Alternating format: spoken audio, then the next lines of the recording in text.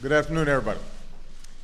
Before I take your questions, I want to update the American people on the status of the BP oil spill, a catastrophe that is causing tremendous hardship in the Gulf Coast, damaging a precious ecosystem, and one that led to the death of 11 workers who lost their lives in the initial explosion. Yesterday, the federal government gave BP approval to move forward with a procedure known as a top kill to try to stop the leak. This involves plugging the well with densely packed mud to prevent any more oil from escaping. And given the complexity of this procedure and the depth of the leak, this procedure offers no guarantee of success. But we're exploring any reasonable strategies to try and save the Gulf from a spill that may otherwise last until the relief wells are finished. And that's a process that could take months. The American people should know that from the moment this disaster began, the federal government has been in charge of the response effort. As far as I'm concerned, BP is responsible for this horrific disaster, and we will hold them fully accountable on behalf of the United States as well as the people and communities victimized by this tragedy. We will demand that they pay every dime they owe for the damage they've done and the painful losses that they've caused. And we will continue to take full advantage of the unique technology and expertise they have to help stop this leak. But make no mistake, BP is operating at our direction. Every key decision and action they take must be approved by us in advance.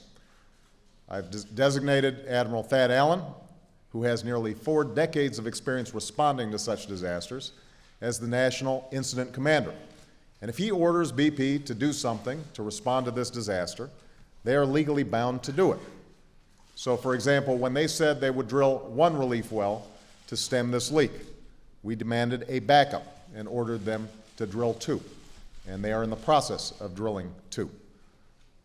As we devise strategies to try and stop this leak, we're also relying on the brightest minds and most advanced technology in the world. We're relying on a team of scientists and engineers from our own national laboratories and from many other nations, a team led by our Energy Secretary and Nobel Prize-winning physicist, Stephen Chu.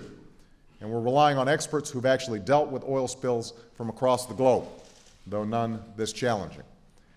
The federal government is also directing the effort to contain and clean up the damage from the spill, which is now the largest effort of its kind in U.S. history. In this case, the federal, state, and local governments have the resources and expertise to play an even more direct role in the response effort. And I will be discussing this further when I make my second trip to Louisiana tomorrow. But so far, we have about 20,000 people in the region who are working around the clock to contain and clean up this oil. We have activated about 1,400 members of the National Guard in 4 states.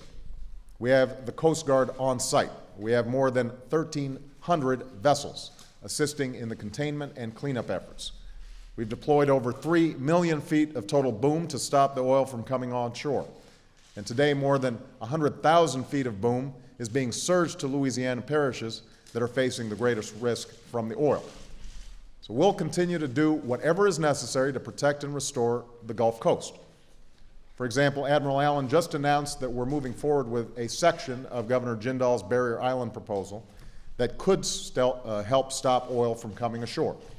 It'll be built in an area that is most at risk and where the work can be most quickly completed. We're also doing whatever it takes to help the men and women whose livelihoods have been disrupted and even destroyed by this spill. Everyone from fishermen to restaurant and hotel owners.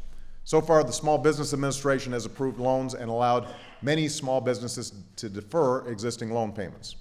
At our insistence, BP is paying economic injury claims, and we'll make sure that when all is said and done, the victims of this disaster will get the relief that they are owed.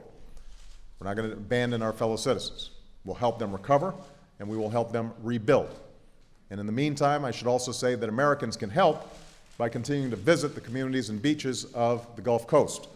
I was talking to the governors just a couple of days ago, and they wanted me to remind everybody that except for 3 beaches in Louisiana, all of the Gulf's beaches are open, they are safe, and they are clean. Now, as we continue our response effort, we're also moving quickly on steps to ensure that a catastrophe like this never happens again. I've said before that producing oil here in America is an essential part of our overall energy strategy. but all drilling must be safe. In recent months, I've spoken about the dangers of too much. I've heard people speaking about the dangers of too much government regulation. And I think we can all acknowledge there have been times in history when the government has overreached. But in this instance, the oil industry's cozy and sometimes corrupt relationship with government regulators meant little or no regulation at all. When Secretary Salazar took office, he found a minerals and management service that had been plagued by corruption.